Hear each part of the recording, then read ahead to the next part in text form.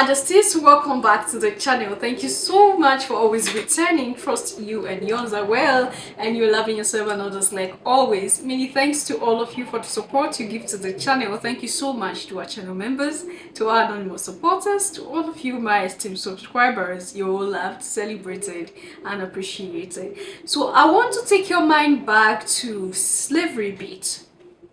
I'm not in any way trying to open the wound or reopen the wound or to make you think about things that might make you uncomfortable, but there's something I want us to talk about as regards to slave trading, right? Now, we are familiar with that history that tells us that Africans sold Africans to slavery because they are in awe of mirrors, in awe of gunpowders, of salt, and of other things that the white man brought. So out of excitement, out of surprise, they decide to say, okay, let's give out our brothers and sisters so that we can acquire these things that these men are bringing us. This is a part of history that is very familiar. A lot of us study this to a point where we began to question everything. And when I say everything, we question everything, especially when it's coming from the mainstream media or coming from that particular angle. We have to question it. And that was when we began to see that a lot of manipulation have been done, a lot of effort have been put in our separation, in our being apart, in our pulling us away from each other. A lot of effort have been put in, and it's quite unfortunate. Because it is in our destruction, in our separation, that they keep succeeding, and that's why they have to push us away so we don't unite, become one people that we were, and grow ourselves. Mind you, I keep saying this, in our community, all right, before now, the communities we already had our own communal clash before the Europeans came in.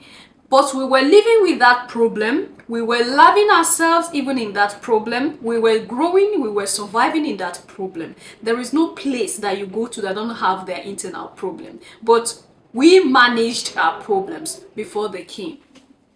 But when they came, the story changed. This is for a fact. Now, I want to take you through Seun Kuti, one of the descendants of Fela Kuti. I believe a lot of you, the name might that sound familiar to some of you. Now, there was a book he was analyzing, and that book spoke volume. That book brought out the truth that I have come to believe for some time now, that what the mainstream media propagated, that idea of African sold African, is not the absolute truth. Something is behind it. There is a reason why they propagated that lie. And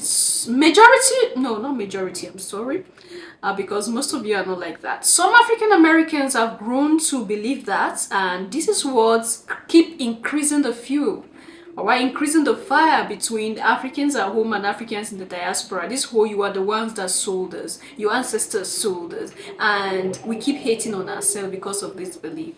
Now, I want to shock you with this. Just listen to this and we take it up from there. Now you don't let you know say this behavior is okay. I'll read from the West and the rest of us. Let me read a letter from a king when he encountered slavery in his land.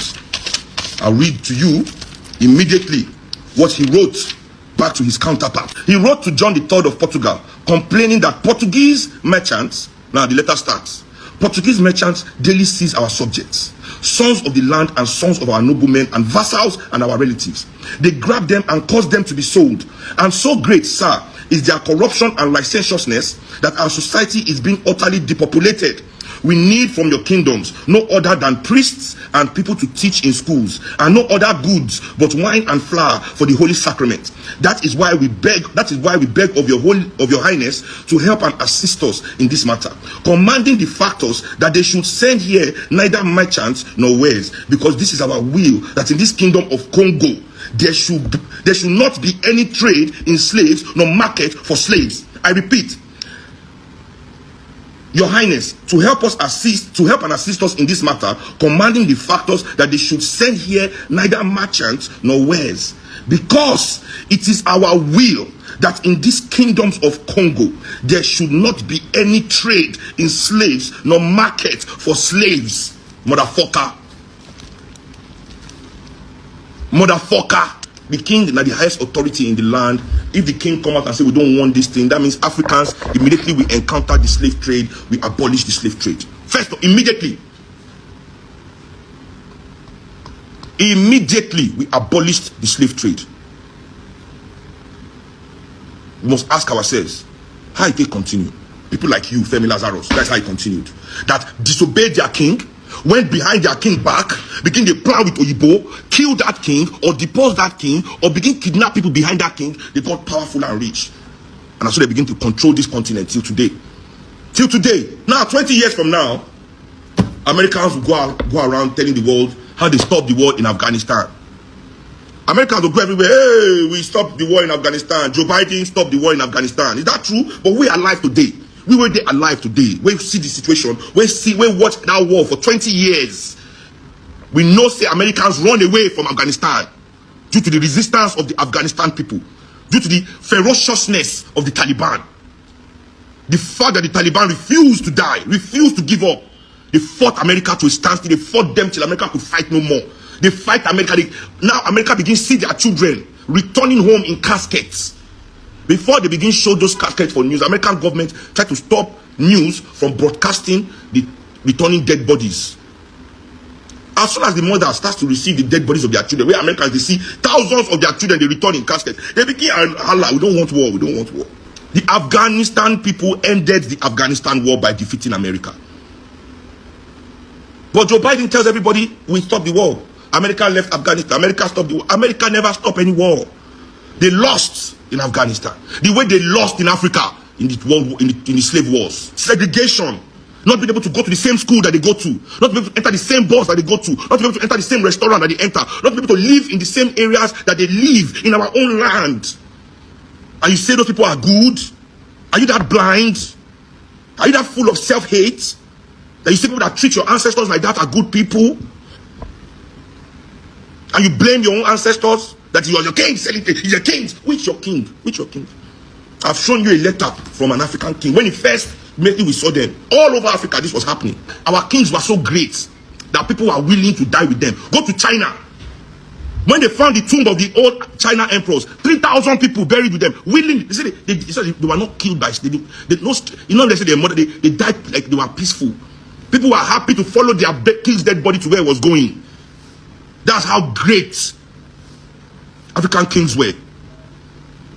When they match their possessions like this, people willingly want to die with them. Yes, there were 1, 2, or 3 people who betrayed, who went against becoming emotional, Your Majesties, because the rate at which we hate ourselves, self-hate, the rate at which we hate our ancestors is such that where they are not even proud of us.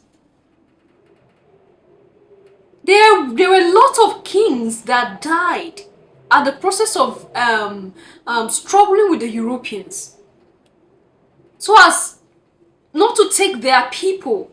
Some had verbal clash with these people, and they went back and used 1 or 2 from the community to betray these leaders, these kings, and they came and killed these kings and then make those betrayers kings. So the Europeans were the ones that started electing leaders. Those they know will be able to allow them to come steal people, they make them kings. So the story was not all true that the Europeans came and your ancestors were in awe, your kings were in awe of mirrors and then carry you and say, okay, take. We were the first civilization in the world. How can our kings be in awe of mirrors? The palaces of our kings were adorned with golds, precious stones. Why should our kings be in awe of mirrors? Because of the narrative they have pushed out that Africans are poor already. Remember that letter we talked about here? They push out that narrative of poor people. And then they keep pushing out their narrative, their negative narrative about the continent. So after all, people that are poor, they don't have mirrors now. No. No. We had kingdoms that were built on gold. Yes, I keep saying this. There will always be enemies within, and it is these enemies that aided the Europeans to stealing our people. People were not just packed and say, okay, take, give us mirrors. It didn't happen that way. People were stolen. People were smuggled out with the help of the enemy within, with the help of the betrayers within. This is it. There is no king with in his right senses that will allow their people to just be taken away because he will need mirrors. But this is what we grew up to believe. This is what we grew up to believe, and that's why we'll never have the picture of our ancestors in our homes, or we'll have the picture of a gamer hanging on our walls. This is how far our reasonings, our senses have been damaged to. This is how far. And that's most of the time I'm like, I don't blame people who really want to remain in what they have known. I don't blame people who are scared to leave that comfort zone of what they have known. It's the level of the damage done to our senses. I don't even blame people who come out and defend these white people, these Europeans who came to do this evil to our people. It's because you don't know. Because if you know, you won't open your mouth to say things you say in defense of the Europeans.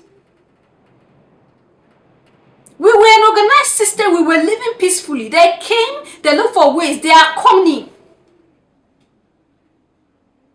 They look for dirty ways to get into us.